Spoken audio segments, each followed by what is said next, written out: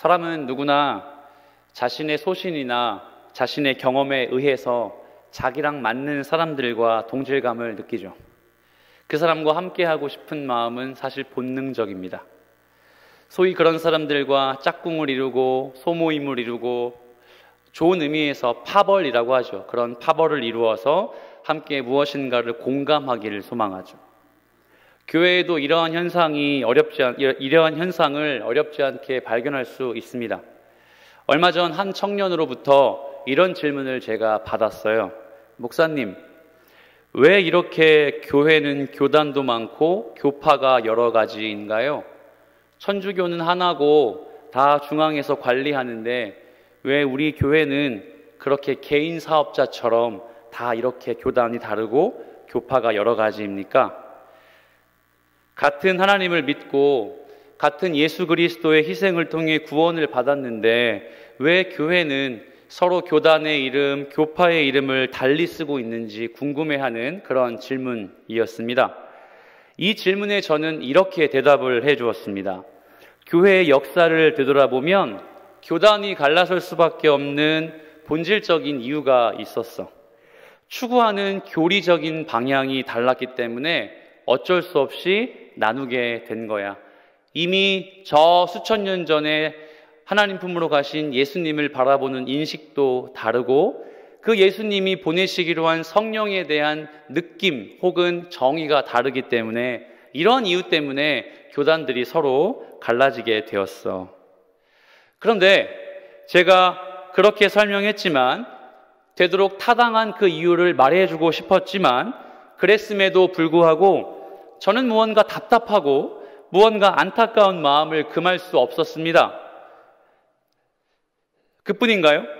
교회 안으로 들어가 봅시다. 교회 안으로 들어가 보면 교단과 교파가 갈라진 걸 헤아리기 무색하리만큼 더 많은 부류와 더 많은 파벌의 싸움들, 파벌의 그런 모임들이 존재하지 않습니까? 집사나 권사, 장로의 직분에 따라 파벌을 나누고 그것이 마치 신앙의 계보인 것처럼 좋은 계단을 밟아가는 좋은 직분인 것처럼 그렇게 순서를 정하는 것, 물론 우리 교회는 건강하기 때문에 그렇지 않다고 믿지만 우리가 알고 있는, 여러분이 알고 계시는 많은 교회들이 그런 파벌을 형성하죠. 그 직분이 시무인지 협동인지도 중요합니다.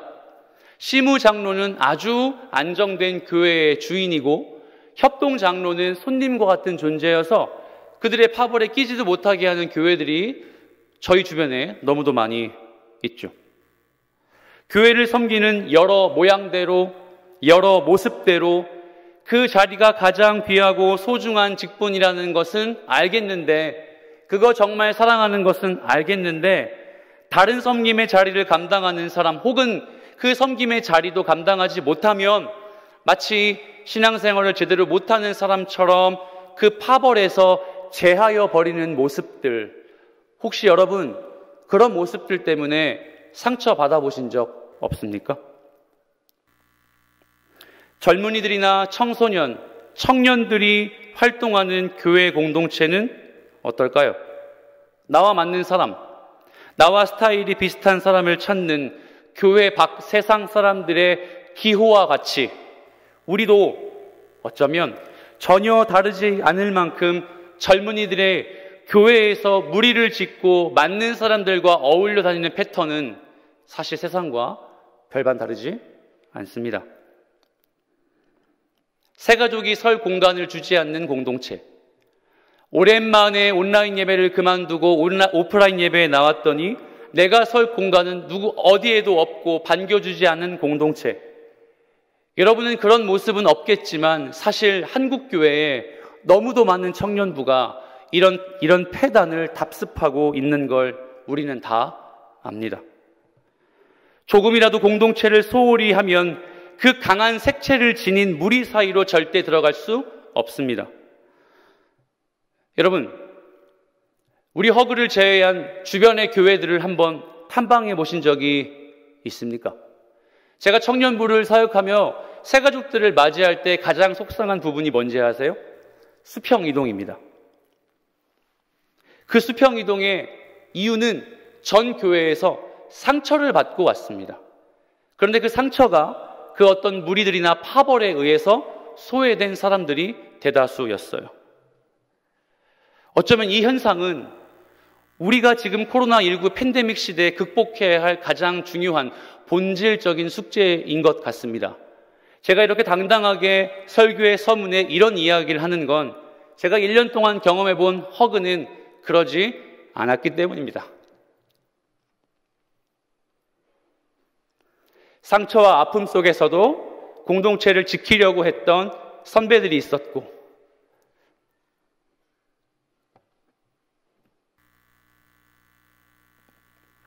그 선배들을 따라 신앙생활하며 훈련받기를 자처하는 후배들의 모습을 제가 보며 참 이 땅에 교회스럽지 않은 공동체가 이 성북구 한가운데 있었구나 하고 저는 참 기쁜 마음을 가지고 있습니다. 그런데 에베소 교회가 마치 우리 교회와는 다른 그런 모습들이 있었습니다. 이방인과 유대인 사이의 갈등, 우리 이미 배웠죠. 그리고 어떤 현상이 있었는지 아세요? 에베소 교인들 속에서도 여전히 속마음에 아데미를 버리지 못해서 그 아데미의 신상을 속주머니에 넣고 다니는 성도, 직분을 맡고 교회에 열심히 다니지만 아데미 여신을 섬기는 그 성일이 되면 그곳에 쪼르르 따라 올라가 그 여신에게 제단을 드리는 성도, 여러분, 예수를 믿겠다고 고백한 에베소 교인들 속에서도 이러한 사분 오열이, 분열이 넘쳐났습니다. 예수 그리스도는 그 헌신으로 중간에 막힌 담을 허셨음에도 불구하고 이들의 신분의 차이, 이들의 가치관의 차이, 그리고 이들의 이기심 때문에 교회는 연합할 수 없었습니다. 오늘 본문에 들어가기에 앞서서 제가 한동안 이 에베소서를 강론하며 이 이야기를 습관적으로 많이 해도 용서하십시오. 목사님, 이제 교회 공동체 얘기 그만하시면 안 됩니까? 너무도 많이 하시는 것 같아요 라고 볼 수 있겠지만 더할 나위 없는 메시지입니다. 신앙생활은 개인의 신앙생활이 아니라 늘 성경은 우리를 신앙생활의 공동체로 부르셨기 때문입니다. 자, 이제 본문을 한번 들어가 보죠. 구체적으로 왜 사도 바울이 연합해야 되는지에 대한 이유를 이렇게 밝히고 있죠. 여러분이 한번 1절 말씀을 읽어주세요. 시작. 그러므로 주 안에서 갇힌 내가 너희를 권하노니 너희가 부르심을 받은 일에 합당하게 행하여. 아멘. 본문에서 바울의 논점을 이해하기 앞서서 우리는 1절 말씀이 주는 몇 가지 사실을 염두해야 합니다. 제가 여러분에게 성경대학이나 말씀을 가르칠 때에 서신서의 중요한 패턴에 집중하라고 합니다. 바로 1절의 1장 부분에 혹은 반복되는 단락의 시작에 사도 바울이 자기를 소개하는 메시지의 패턴이 있습니다. 바로 주 안에서 갇힌 자입니다. 뭐라고요? 주 안에서 갇힌 자. 근데 이게 우리가 얼마 전에 배운 표현이기도 하죠. 오늘 처음 배우는 표현은 사실상 아니에요. 3장 1절에 나왔죠? 3장 1절 말씀은 제가 한번 읽어볼게요. 이러므로 그리스도 예수의 일로 너희 이방인을 위하여 갇힌 자 된 나 바울이 말하거니와. 자, 동일하게 주 안에서 갇힌 자기 자신 사도 바울을 소개하고 있죠. 물론 3장 1절에서 자기 자신이 갇힌 것을 제가 이렇게 설명해 드린 적이 있습니다. 선교 사역을 다 마치고 이 바울은 어디예요? 예루살렘 성전에 누구를요? 드로비모라는 이방인을 출입시켰다는 이유로 법정에 회부가 됩니다. 그리고 갇히게 돼요. 따라서 3장에서의 주 안에서 갇힌 자의 뉘앙스는 내가 너희의 연합을 위해서 이미 사전에 계획된 대로 드로비모를 예루살렘 성전에 데리고 갔어. 그리고 지금 나는 어쩔 수 없이 갇힌 게 아니라 너희를 위하여 스스로 갇혔어 라고 나와 있어요. 죄를 지어서 허물이 많아서 압송되어 갇히는 범죄자가 아니라 누구를 위하여? 너희를 위하여 주 안에서 갇힌 자라고 나와요. 그 너희가 누굴까요? 에베소 교회의 성도들입니다. 그런데 오늘 본문 4장 1절로 돌아오면 주 안에서 갇힌 자라고 동일하게 반복하고 있지만 좀 성경을 깊이 연구해보고 묵상해보면 좀 뉘앙스가 다른 것 같다라고 생각이 들어요. 아까 이야기한 건 드로비모를 출입시켰다는 이유 같은 게 분명한데 사도 바울은 4장 1절에서 도대체 무슨 이야기를 하고 싶었던 걸까요? 자발적으로 내 마음대로 복음대로 살지 못한 중이다. 하지만 에베소 교인들이요, 여러분은 자발적으로 능동적으로 복음 따라 살 수 있지 않습니까? 나는 지금 갇혀 있어요. 하나 되고 싶어도 하나 이룰 수 없는 감옥에 갇혀 있고요, 한 세 사람을 이루는 헌신자로 섬기고 싶지만 나는 두 손 두 발 묶인 이 마치 죄수처럼 아무것도 하지 못하고 있는 제 상황입니다. 저요 평안하지 않아요. 저요 기쁘지 않습니다. 저요 지금 너무 힘들어요. 그런데 사랑하는 에베소 교인 여러분, 여러분은 고통과 고난, 심지어 복음을 전할 수 없는 저를 보며 한 세 사람의 교회 공동체를 이룰 수 있지 않겠습니까? 너무 멋있었어요. 바울의 이 메시지를 읽으며 저는 참 기뻤습니다. 왜냐하면 사실 사도 바울은 수사학적으로, 그러니까 하고 싶은 말을 전하는 방법적으로 이 행동 언어를 정말 많이 이야기합니다. 나는 이랬는데 여러분도 하실 수 있습니다. 나는 이런 상황에 있는데 교인들이요, 여러분 어떻게 하실 거예요? 라고 하며 자기의 상황을 비추어 소위 행동 언어로 자기가 하고 싶은 복음의 이야기를 풀어가요. 그래서 주 안에서 갇힌 자란 단어는요, 바로 이 뜻인 거예요. 나를 보고, 내 평안하지 못한 상태를 보고 기뻐하고 감사하며 교회를 지어져 가십시오. 이 행동 언어가 우리 복음을 살고 있는 모든 그리스도인들에게 도전이 될 것 같아요. 왠지 아세요? 그러고 보면 신앙생활하며 권면하는 게 얼마나 중요한지 알기 때문이에요. 소위 꼰대라 하는 저 같은 사람들은 자기는 하지도 않으면서 교회 잔소리 정말 잘하는 사람이거든요. 제 동생과 통화하면 교회 잔소리하고, 청년들을 만나면 나도 말씀 안 읽으면서 말씀 좀 읽어라 하고, 나도 예배 시간에 졸리면서 예배 시간에 졸지 마라 이야기하는 제 자신을 저는 압니다.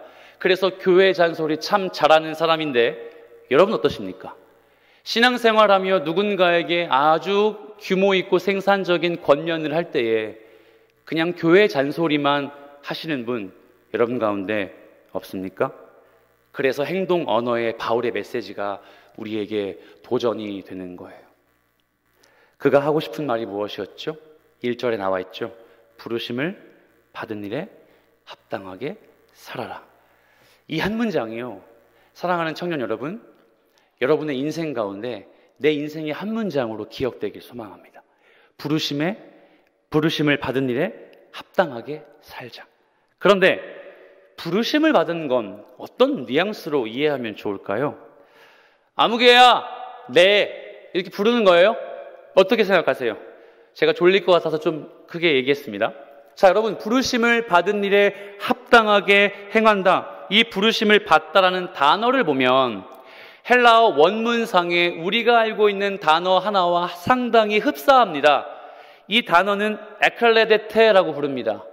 혹시 여러분 교회라는 헬라어 단어 기억하세요? 에클레시아. 바로 교회라는 헬라어 단어와 어근이 같습니다. 에클레데테, 부르심을 받다. 그렇다면 이 에클레데테의 두 가지의 의미를 좀 짚어보겠습니다. 첫 번째가 바로 이 교회와 어근이 같다는 거예요. 그렇다면 부르심을 받는다는 건 늘 뭘까요? 혼자, 개인에게 주어지지 않아요. 부르심을 받은 자와 함께 공동체를 이루어, 교회를 이루어 함께, 이런 말 있죠? 연대의식을 가지고 소정의 복음의 목적을 향해 달려가는 사람들의 모임이라는 거예요. 그러니까 여러분이 부르심을 받은 일은 절대 외롭지 않습니다. 옆에 돌아보면요, 동일하게 부르심을 받은 공동체의 지체가 있기 때문이에요. 저 앞서가는 사람, 뒤에서 나를 따라온 사람 얼굴만 봐도요, 우리는 모두 에클레데테인 것을 알고 있기 때문이에요. 단지 뭐예요? 나는 좀 앞에 몇 발자국 갈 뿐이죠. 나는 좀 높은 힐을 신고 걸어갈 뿐이죠. 저 친구는 더 뒤에 있지만 운동화를 신고 걸어올 뿐이에요. 하지만 우리의 에클레데테는 무엇을 의미할까요? 부르심이란 나만의 문제가 아니다. 따라서 첫 번째 교훈, 신앙생활은 나 혼자 하는 것이 아니에요. 부르심이란 단어는 늘 공동체와 무리를 지어서 할 수밖에 없도록 그 단어를 규정하고 있다는 말입니다. 그 단어가 우리가 알고 있는 에클레시아, 교회입니다. 사랑하는 청년 여러분, 교회를 이뤄주세요. 교회가 되어주세요. 그리고 외롭게 예수 믿지 마세요. 여러분 주변에 같이 가고 싶고 함께 걸어가고 싶은 동역자들이 기다리고 있습니다. 두 번째, 이 에클레데테가 두 번째 의미는 에클레데테가 수동태 동사로 사용되었다는 점이에요. 수동태 동사는 뭘 말할까요? 내가 하는 건가요? 누군가 나를 하게 하거나 누군가 한 걸 내가 혜택받은 걸 수동태라고 부르지 않습니까? 그러면 부르심을 받다의 단어에 정말 중요한 두 번째 본질은 뭘까요? 하나님이 부르셨다는 거죠. 내 마음, 내 뜻, 내 기준, 내 가치관 아무것도 부르심을 받은 일의 결정권이 없습니다. 하나님 편의 철저한 결정에 의해서 이루어지는 것이 바로 부르심을 받다는 뜻이에요. 그러므로 여러분, 이 점은 우리 모든 교회와 청년들에게 중요한 메시지를 전달하는 것 같아요. 교회를 구성하는 성도들에게 하나님의 부르심에 반응하는 합당한 삶을 사는 것이란 뭘까요? 두 가지로 한번 적용해 볼까요? 첫 번째, 우리 모두가 이미 하나의 공동체로 부르셨다. 그래서 우리 안에는 이미 나의 어떠함과 관계없는 이러한 표현을 써볼게요. 통일성이 존재한다는 거예요. 내 기호와 내 가치관과 신앙의 여력에 의해서 통일성을 향해 달려가는 교회가 아니라 이미 하나예요. 통일성이 존재해요.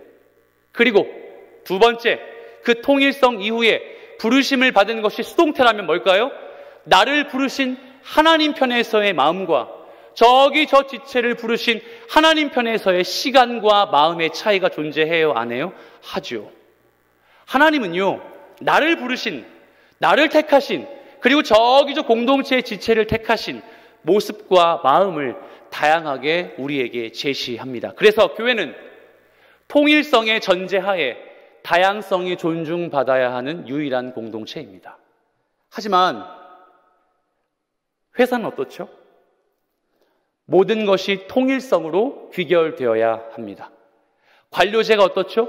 통일성의 제한에 의해 나의 기준과 나의 의식은 상관없고 오로지 상급자의 오너의 이야기에 따라 철학에 따라 그 경영 원칙에 따라 가야 하는 것이죠. 그런데 교회는요, 참 재미있게도 아이러니하게도 이미 우리와 관계없는 통일성의 완료 후에 하나님께서 우리를 다양하게 불러주신 유일한 무리, 유일한 모임이 됩니다. 여러분, 이 말이 좀 이해가 되세요? 각각 다른 삶을 사는 성도들 사이에서 하나의 기준을 잡고 그것에만 맞춰야 정답이라고 하는 것. 예를 들어 보겠습니다. 하나님이 영이시니 방언 받았으니까 모두 다 방언해야 돼. 방언 못하면 신앙생활 못하는 거야. 저는 그렇게 배웠어요. 방언을 못하니까 하나님 나라도 갈 수 없고, 방언을 못하니까 신앙생활 못하는 사람.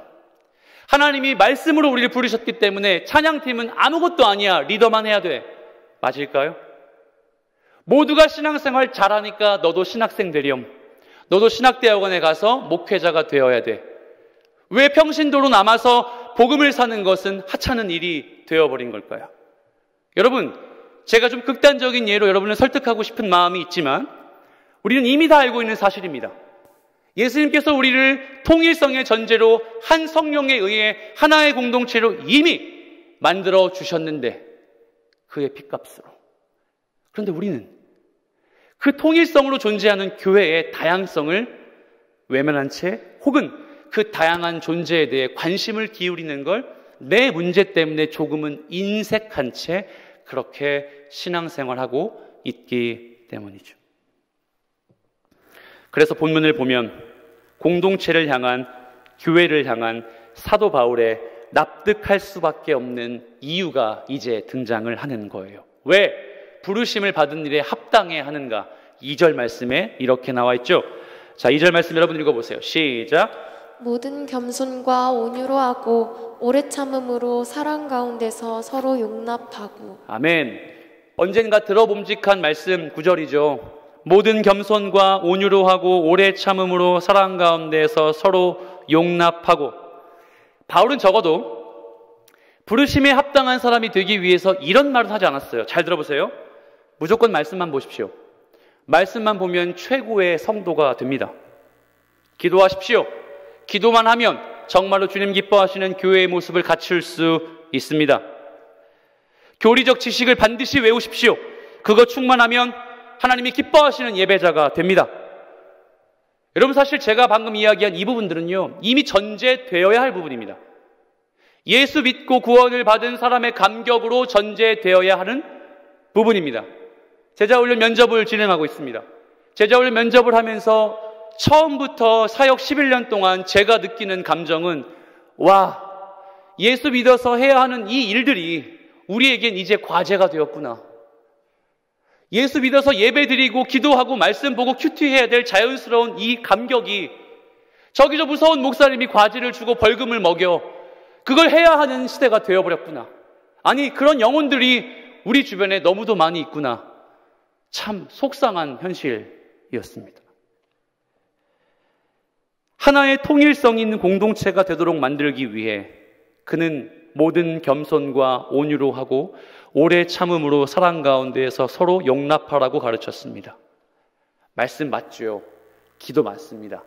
교리적으로 말씀을 늘 상고하는 것 중요합니다. 하지만 바울은 지금 부르심을 받은 일에 합당하는 최고의 예가 어디냐면 바로 용납하는 거예요. 공동체의 다양성의 사람들을 인정해내는 거였어요. 그런데 2절을 보십시오. 모든 겸손과 온유로 하고 오래 참음으로 사랑 가운데에서 서로 용납하고. 하나의 정해진 틀로 모든 성도가 가라고 얘기합니까? 아니요. 우리는 지난 본문에서 이렇게 교훈을 얻은 적이 있죠. 너희 속사람이 강건하기를 소망한다. 기억나세요? 여기서 속사람이란 무엇을 말한다고 했죠? 하나님께 드릴 수 있는 이 영혼의 성향이, 영혼의 죄성이, 영혼의 간절한 주님을 향한 마음이 비롯될 수 있는 장소가 어딘지 아세요? 마음이에요. 내 영혼의 강건함을 표출시킬 수 있는 것, 시작점이 어디예요? 내 마음이었던 거예요. 그래서 두 번째 A로 예수님께서 니들 마음에 계시길 원한다라고 첨언한 거죠. 그러면 결국 모든 겸손과 온유로 오래 참아라, 용납하라. 이거 무슨 문제일까요? 마음의 문제예요. 교회를 다니며 우리 마음을 점검해야 할 가장 기본적인 마음의 문제를 사도 바울은 부르심에 합당한 것으로 예를 들어 설명을 하고 있다는 말입니다. 사랑하는 성도 여러분, 사랑하는 청년 여러분, 마음을 지키십시오. 예수 앞에 그 마음을 쏟아내십시오. 우리는 좀 전에 물론 목사님의 제 찬양의 콘티였지만 주의 손에 나의 손을 포개고 주의 발에 나의 발을 포개요. 그 다음 가사가 뭐였죠? 나 주를 위해 살고 나 주를 위해 죽는다고 고백합니다. 이거 가능하세요? 이 가능이 여러분에게 존재합니까? 아니요. 우린 누구도 주를 위해 주를 위해 죽을 수도 없는 부족한 죄인이에요. 그럼 뭘까요? 내 마음의 방향이, 내 마음의 간절함이 예수처럼 살고 싶어요. 하나님을 위해 살고 하나님을 위해 죽는 심정으로 예수의 제자의 삶으로 사는 마음을 제가 결단합니다. 이거 아니겠어요? 그런데 이 마음의 문제의 첫 번째 걸림돌이 바로 겸손입니다. 여러분, 겸손 앞에 뭐가 있어요? 겸손 단어 앞에 뭐가 보이세요? 모든입니다. 여러분, 겸손을 먼저 좀 살펴보겠습니다. 주변에 참 겸손한 사람들이 있죠. 저는 겸손한 편은 아닙니다. 아주 교만한 사람인데 신학을 하고 사역을 하다 보면 정말 존경할 만큼 겸손한 주의 종들이 많아요. 근데 우리가 겸손을 어떻게 정의하죠? 못해요. 저 못합니다. 이겁니까? 저 되게 못하고, 이거 진짜 저 못하는 일, 뭐 이렇게 얘기하는 게 겸손인가요? 아니죠. 겸손이란 내 마음의 낮아짐입니다. 그 무엇보다 내가 낫다 이거죠. 그 누구보다 내가 비루하다 이겁니다. 그럼 그 누구가 누굴까요? 내 주 대신 아버지 하나님입니다. 하나님의 절대 주권 앞에 제가 낮은 자입니다. 제가 아주 어리숙하고 아주 가치관이 더러운 죄인입니다. 라고 고백하는 게 겸손입니다. 그럼 겸손한 자는 누구를 의지하게 될까요? 겸손하지 않은 하나님을 의지하게 되는 거겠죠. 사랑하는 여러분, 겸손은 하나님을 더욱더 삶에서 존중하고 존경하며 삶에서 따라가는 일입니다. 그런데 그 앞에 모든이라고 관사가 겸손을 꾸며주네요. 모든 겸손, 이게 뭘까요?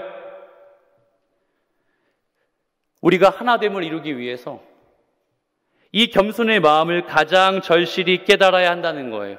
그러니까 겸손이 첫 번째 순위예요. 공동체의 존재가 가장 건강하게 지속될 수 있는 것은 부르심에 합당한 일의 첫 번째 요건은 겸손입니다. 나는 죽고 예수로 사는 인생.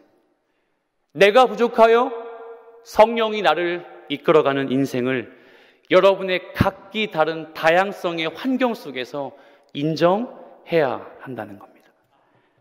그래서 그 가치관이 서로 상호 보완적으로 완성이 될 때 그때의 교회는 비로소 기억나시죠? 지어져 가느니라. 통일성 있는 곳으로 다시 한번 턴해서 그 통일성의 장소로 다시 한번 가게 되느니라 라고 말하는 거예요. 그런데 재미있는 사실은 2절에 한 번 더 눈을 들어 보십시오. 누가 누구에게 겸손해야 됩니까? 누가 누구에게 온유해야 하죠? 누가 더 오래 참아야 합니까? 누가 더 상대방을 용납해야 하죠? 교회를 더 오래 다닌 사람입니까? 모태신앙이 그럽니까? 아니면 리더이고 임력원일 때에는 아무 얘기도 하지 않고 겸손하고 오래 참고 용납해야만 하는 걸까요? 아니면 직분이 있는 목사는 무조건 다 참아야 할까요? 네, 참아야 되죠. 맞습니다. 그런데 여러분, 바울이 그 이야기를 우리에게 하고 있는 것 같습니까? 교회에서 특정한 사람만이 용납해야 되고, 교회에서 특정한 사람만이 다양성을 존중해야 되고 기다려야 되고 그렇게 겸손해야 하는 것이죠? 아닙니다. 사도 바울이 이야기하고 싶은 것은 우리 모두가 공동체의 성도 한 사람 한 사람이 겸손으로, 용납으로 서로의 가치관을 존중할 수 있어야 된다라고 설득합니다. 하나의 공동체를 세워나가기 위해서 그게 필요한 거예요. 그러므로 사랑하는 청년 여러분, 예수 그리스도가 하신 그 은혜의 방편을 따라 교회를 이루실 때에 부탁드립니다. 나는 그 자리에 있고 저 지체가 나를 용납해 주기를 기다리지 마십시오. 나는 그 자리에서 변하기를 거부하고 저 지체가 나에게만 다가와 그렇게 겸손과 온유로 나의 부족함을 감싸 안아 주기만을 기다리지 마시란 말입니다. 누구도 이건 똑같은 거예요. 누구나 부르심을 받은 일에 합당하게 반응해야 하는 거예요. 3절 말씀을 보겠습니다. 3절 말씀엔 이렇게 나와 있죠. 여러분 한번 읽어주세요. 시작. 평안에 매는 줄로 성령이 하나 되게 하신 것을 힘써 지키라. 여러분 보십시오. 평안에 매는 줄로 성령이 하나 되게 하신 것을 힘써 지키라. 아마도 이런 마음이 있었을 것 같아요. 선생님, 이거 어떻게 합니까? 바울 선생님, 당신의 요구는 이해가 될 만도 한데 보십시오. 저기 저 성도는 예수 믿겠다고 해놓고 가슴팍에 아데미를 갖고 다닙니다. 보십시오. 저 유대인 교만한 사람들을 제가 어떻게 품을 수 있습니까? 선생님, 복음은 믿겠지만 예수가 살아있는 것도 인정하겠지만 저에게 그런 부탁은 좀 무리입니다. 아마 이런 이야기를 듣는 바울이 3절 말씀으로 화답하는 것 같은 생각을 합니다. 평안에 매는 줄로 성령이 하나 되게 하신 것을 힘써 지키라. 우리가 하나의 기준을 세워서 모든 성도들이 그 기준에 도달해야지만 공동체가 된다면 공동체가 정말 하나님이 기뻐하시는 곳이 될까요? 그 핵심이 바로 3절에 있는 거예요. 이미 성령이 하나 되게 하셨습니다. 그래서 이 메시지를 들은 성도 여러분, 누구는 고군분투하며 지체를 챙기고 지갑을 열고 시간을 투자하며 그 영혼을 살리고, 또 누구는 아무것도 하지 않고 여전히 예배 한 번 드리기에 급급할지라도 염려치 마십시오. 이미 교회는 하나입니다. 그게 바로 평안에 매는 줄로 성령이 하나 되게 하신 것을 힘써 지키라는 내용입니다. 이 구절을 좀 주해하면 되게 아이러니합니다. 한번 들어보세요. 평안에 매는 줄이라는 단어는요, 사실 동사예요. 결박하다. 여러분 누군가에게 결박 당해본 적은 거의 없겠지만 우리가 영화나 드라마를 보며 결박을 당하면 어떤 상태가 돼요? 평온합니까? 기뻐요? 사지가 자유로워서 막 이것저것 할 수 있습니까? 아니요. 결박당하면 힘들어요. 숨도 못 쉬고요. 움직일 수가 없습니다. 편합니까? 불편합니다. 그런데 이 결박을 당했을 때 뭘 느낀대요? 평안함을 느낀대요. 누군가 무엇에게 결박을 당했는데 그 누구가 평안함을 느낀대요. 그럼 뭘까요? 성령이 우리를 결박했기 때문에 그 결박당함으로 말미암아 우리는 평안함을 누릴 수 있습니다 라고 고백하는 거예요.